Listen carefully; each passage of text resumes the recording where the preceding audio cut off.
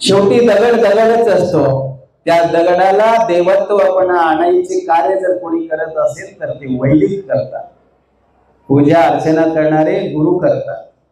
तसं महाराजांचं प्रत्येक कार्यक्रम जे आहे लोकांपर्यंत पोहोचवण्याची आणि व्यवस्थित कार्यक्रमाची मांडणी मांडायची आणि कोणाचे मन न दुखेल याची काळजी घेऊन आपल्या संचालक असलेले गंगाधर पटणे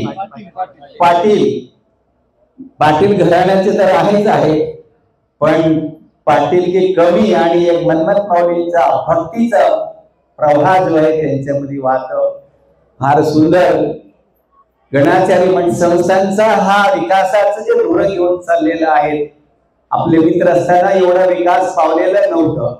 अत्यंत जीर्ण झालेली मुखेडचं मठ आज डॉक्टर विरूपाक्ष शिवाचार्यांचा आणि आपल्या सर्व भक्तांचा सहकार्यांचा सहयोग सर्गाने फार सुंदर असं आजचा हा कपिलदास क्षेत्राचा अनुष्ठान आपण संपन्न होतोय.